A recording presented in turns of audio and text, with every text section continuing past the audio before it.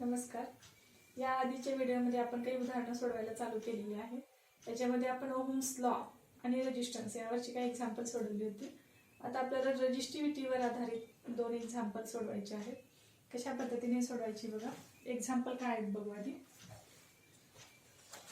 बघा एक्झाम्पल आहे जे पुस्तकामध्ये दुसरं आहे एक्झाम्पल.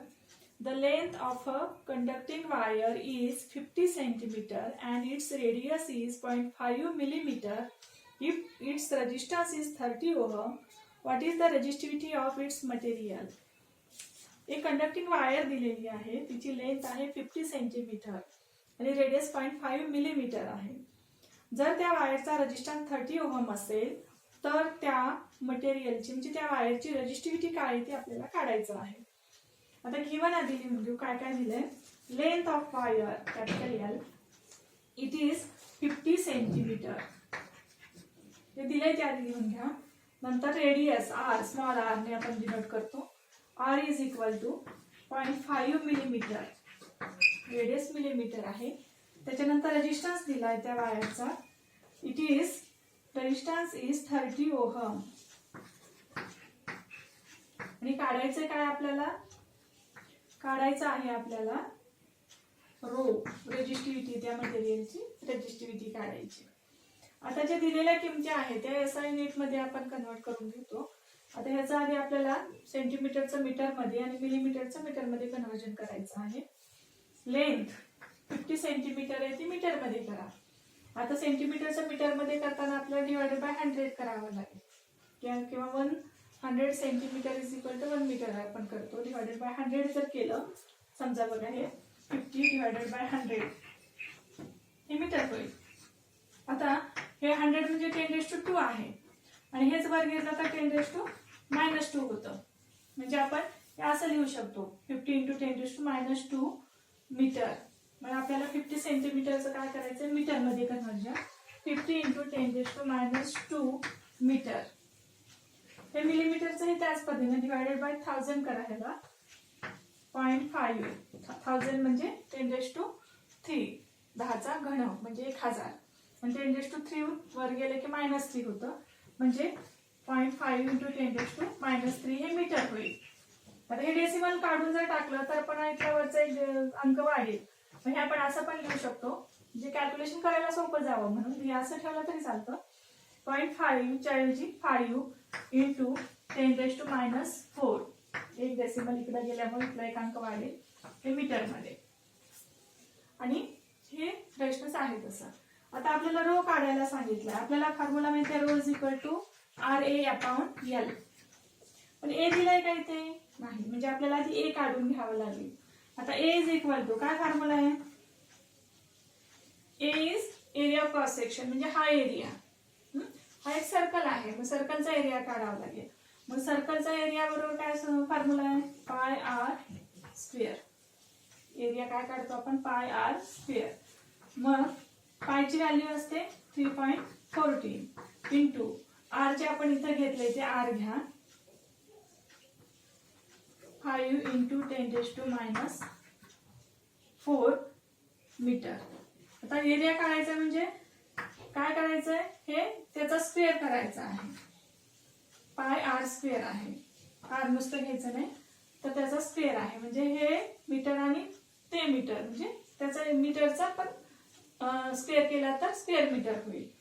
म्हणजे ह्याचं आपल्याला काय करायचं आता कॅल्क्युलेशन करायचं किंवा ही किंमत आपण आणि तशी इथे ठेवली नंतर कॅल्क्युलेशन केलं तरी चालतं किंवा आधी हे कॅल्क्युलेशन करून घेतलं आणि नंतर किंमत ठेवली तरी चालते. आता बघा आपल्याला हा ए आहे. ए मिळालेली एची व्हॅल्यू. आता रो काढायचा आहे. Rho is equal to RA/L. Now place the value. R काय आहे बघा. आर आपल्याला 30 दिलेला आहे इंटू ए काय आहे हे आपण आता जे काढलं 3.14 इंटू r² आहे इथं 5 × 10⁻⁴ त्याचा परत स्क्वेअर आहे डिवायडेड बाय हे ए आहे. एल किती आहे जे आपण इथं काढून घेतलंय 15 × 10⁻². आता ह्या किमती आपण ठेवल्यानंतर आता कॅल्क्युलेशन करायचं. आधी जेवढं आपल्याला कॅल्क्युलेशन सोपं करता येईल तेवढं करू. बघा इथे काय येईल. आधी इंडायसेसचं कॅल्क्युलेशन करून घेऊ घातांकाचं. 30 इंटू 3.14 इंटू त्याचा ब्रॅकेट स्क्वेअर असल्यामुळे 5चा स्क्वेअर 25 इंटू हे 10⁻⁴ इंटू 2 येईल, म्हणजे according to rule of indices ह्याचा स्क्वेअर त्याचा स्क्वेअर असेल तर ह्याचं मल्टिप्लिकेशन करतो 10⁻⁸ डिवायडेड बाय हे आहे तसं 50 टू 10⁻².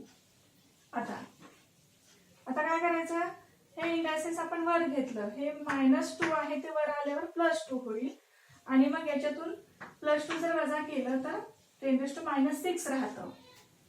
बघा 30 इंटू 3.14 इंटू 25 इंटू हे जर वर गेलं तर +2 होतं, जास्त येतं बघा.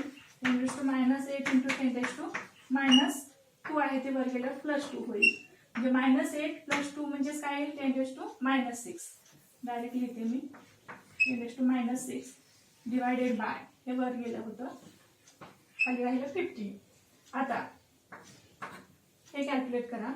25 × 25 25 × 50.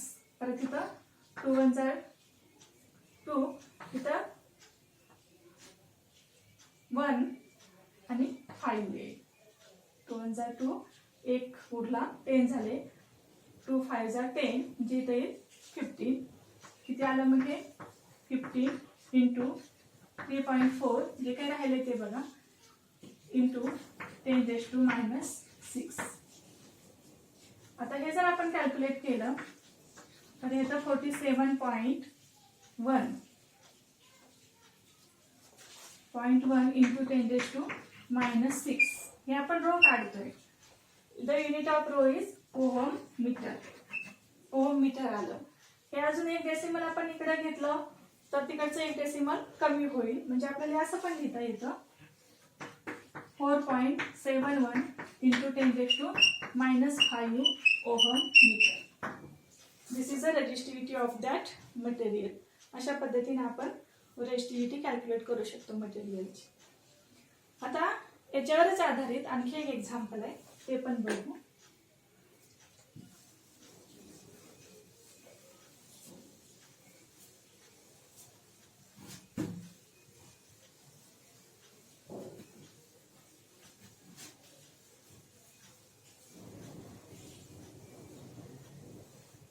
बघा सेकंड म्हणजे 5th एक्झाम्पल पुस्तकामध्ये.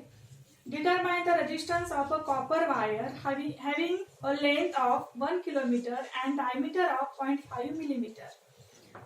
एक कॉपर वायर आहे ज्याची लांबी दिलेली आहे 1 किलोमीटर आणि डायमीटर दिले 0.5 मिलीमीटर.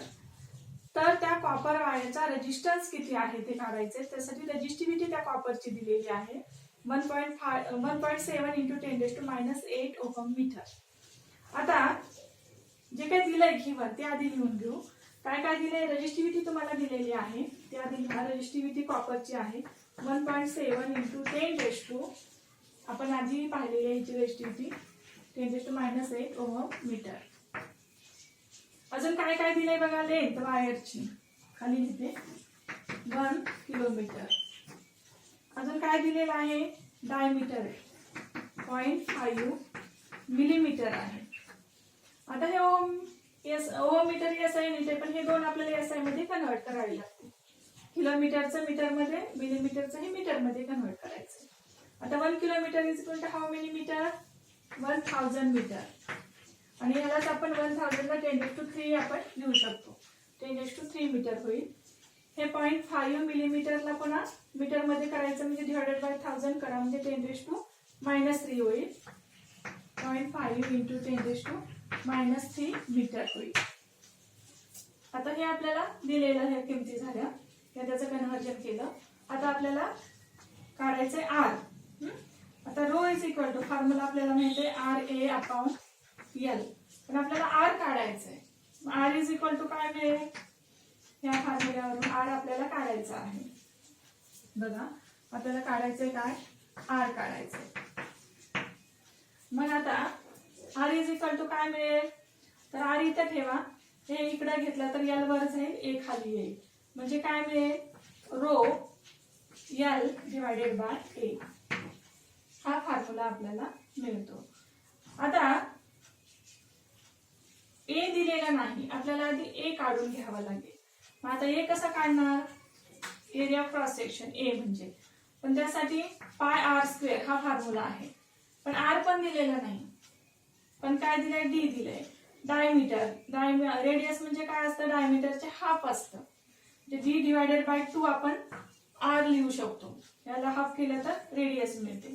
मग काय मिळेल बघा, पाय हे आपण काय लिहू शकतो, D divided by 2 R square म्हणजे डी डिवायडेड बाय 2 स्क्वेअर असंही लिहू शकतो.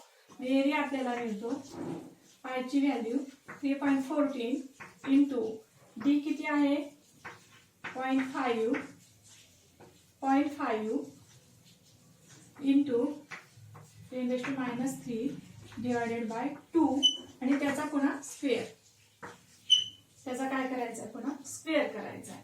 मग ए इज इक्वल टू, आता ए इज इक्वल टू 3.14, हे 2 स्क्वेअर केलं तर 4 होईल, हे इकडे घेऊ डिवायडेड बाय 4 इंटू ह्याचा स्क्वेअर करा 0.25 इंटू 10⁻³ इंटू 2 -6, म्हणजे आपल्याला काय मिळालं, 0.14 डिवायडेड बाय 4 इंटू 0.25 इंटू 10⁻6 मिळालं. आता आपल्याला काय करायचं आहे, हे ए ची व्हॅल्यू कुठे ठेवायची, इथं ठेवायची, आर काढायचा आहे. बघा आता R is equal to rho L upon A. तर रो ची व्हॅल्यू आधी ठेवू, रो किती दिलंय, रो आपल्याला 1.7 इंटू 10⁻⁸, त्याच्यानंतर इंटू एल आपण इथं दिलेला आहे 10⁻³ डिवायडेड बाय, आपल्याला ए जी काढलंय हे आपण डायरेक्ट अशी व्हॅल्यू ठेवा तिथे, किंवा हे कॅल्क्युलेट करून व्हॅल्यू ठेवली तरी चालते. हे जर कॅल्क्युलेट केलं तर ह्याची व्हॅल्यू येते 0.2 इंटू 10⁻⁶, एरिया आपण मीटर स्क्वेअर स्क्वेअर मीटर मध्ये, हे जर कॅल्क्युलेट केलं तर व्हॅल्यू किती येते 0.2 इंटू 10⁻⁶ येते. आता हे आधी कॅल्क्युलेट करून बघा, नंतर हे मल्टिप्लाय करा त्याला. हे 3.14 जर कॅल्क्युलेट केलं, 3.14 डिवायडेड बाय 4 जर केलं तर तुम्हाला मिळतं 0.785, हे 0.785 मिळतं हे कॅल्क्युलेट केल्यावर. आणि त्याला कशाने मल्टिप्लाय करायचं, 0.25 ने मल्टिप्लाय करा इंटू 10⁻⁶ तसंच ठेवा, हे दोन मल्टिप्लाय केलं 0.2 म्हणजे 0.196 मिळेल, पण तेच आपण 0.2 लिहितो. अशा पद्धतीने ही व्हॅल्यू आली 0.2 इंटू 10⁻⁻6 स्क्वेअर मीटर किंवा मीटर स्क्वेअर एरिया असल्यामुळं. आता ही व्हॅल्यू आपण इथं ठेवू, याची 0.2 इंटू 10⁻⁶ इज इक्वल टू, आता हे 10⁻⁶ जर वर गेलं तर प्लस होईल 0.7 इंटू 10⁻⁻6 प्लस, आधी इंटू करते 10⁻⁻6 इंटू हे 10⁻³ आहे तसं, म्हणजे राहिलं काय बघा, हे वर गेल्यामुळं प्लस होतं, मग आता हे प्लस आणि हे वरचं प्लस, म्हणजे काय राहिलं 1.7, हे खाली पण आहेच डिवायडेड बाय, खाली फक्त 0.2 राहिलं. 1.7 इंटू 10⁻², आता काय येईल, हे 6 आणि 3 अधिक आहेत, यांची बेरीज केली तर 6 आणि 3 9, त्याच्यातून 8 वजा केले म्हणजे फक्त राहिलं 10⁻⁻1, म्हणजे 10⁻⁻8 इंटू 10⁻+6 इंटू 10⁻³ या तिन्हीचं जर आपण इंडायसेस रूल प्रमाणे कॅल्क्युलेशन केलं तर 10⁻1 मिळतं. आणि 10⁻1 म्हणजेच काय येतं, फक्त 10 येतं, मग 1 नाही लिहिलं तर चालतं, डिवायडेड बाय 0.4 अशा पद्धतीने येईल.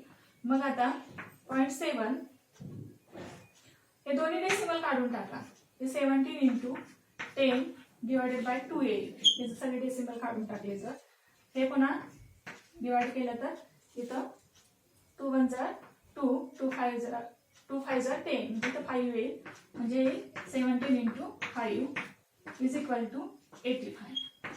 हे आपण आर काढलंय. आर म्हणजे काय काढलंय? रेजिस्टन्स. जो कशामध्ये कॅल्क्युलेट करतात, मोजतात, ओहम मध्ये मोजतात. अशा पद्धतीने आपण रेजिस्टन्स रेजिस्टिव्हिटीवरून सुद्धा काढू शकतो. जे 2 एक्झाम्पल रेजिस्टन्स आणि रेजिस्टिव्हिटीवर डिपेंड आहे. अशा पद्धतीने आपण रेजिस्टिव्हिटीचे हे एक्झाम्पल सोडवले. आता हे झालं न्यूमेरिकल उदाहरणे. आता आपल्याला पुढे सिस्टीम ऑफ रेजिस्टर्स आणि इफेक्टिव्ह रेजिस्टन्स काय आहे आणि कसा काढायचा ते पाहायचं आहे. बघा आता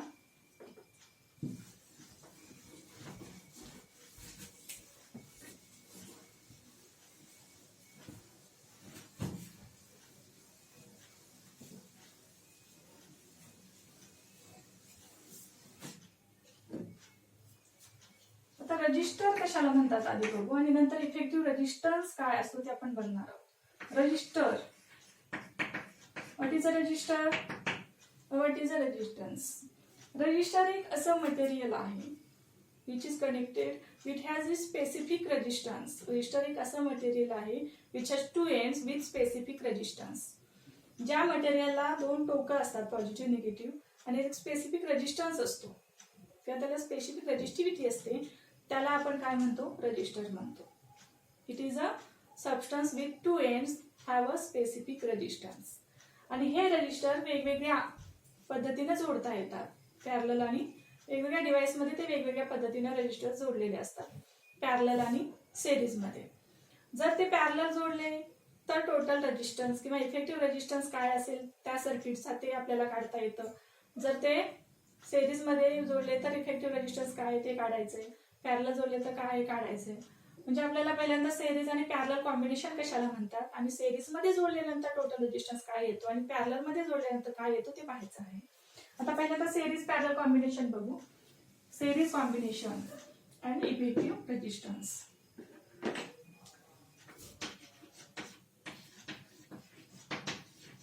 सिरीज कॉम्बिनेशन कशाला म्हणायचं आणि पॅरलल कशाला म्हणायचं. 2 प्रकारे रेजिस्टर जोडता येतात, सिरीज मध्ये आणि पॅरलल मध्ये. पॅरलल कॉम्बिनेशन कशाला म्हणायचं बघा. आणि मग त्यांचा टोटल रेजिस्टन्स आपल्याला काढता येतो. सिरीज मध्ये समजा हा रजिस्टर आहे, याला 2 टोक असणारा एक रजिस्टर जो आपण R1 ने डिनोट केला, तोच त्याच्या पुढे असा जोडला.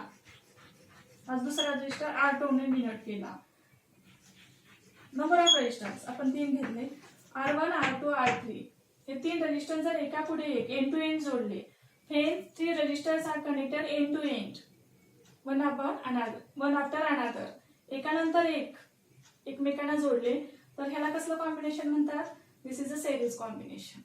एकानंतर एक असे जोडले एंड टू एंड, तर ह्याला कसलं कॉम्बिनेशन म्हणायचं? Series combination. आणि पॅरलल कशाला म्हणायचं? इफ द रजिस्टर्स, हे 3 रजिस्टर आपण कसे जोडले? R1, R2 आणि हा R3, R2 आणि R3. If these 3 are connected one upon one, जे एका खाली एक किंवा पॅरलली जोडले, तर ह्याला कसलं कॉम्बिनेशन म्हणायचं? पॅरलल कॉम्बिनेशन म्हणायचं. मग असे जर हे रेजिस्टर कनेक्ट केले तर इफेक्टिव्ह रेजिस्टन्स किंवा टोटल रेजिस्टन्स काय येतो आणि कसा येतो, कसा काढायचा? सिरीज मध्ये जोडल्यानंतर टोटल रेजिस्टन्स कसा काढायचा, पॅरलल मध्ये कसा काढायचा, आणि त्याच्यावर आधारित एक्झाम्पल शिवाय त्याचे कॅरेक्टर काय आहेत सिरीज आणि पॅरलल कॉम्बिनेशनचे, तेही आपण पाहणार आहोत. ज्यादा पुढच्या व्हिडिओमध्ये आपण total resistance for series combination पाहणार आहोत. थँक्यू.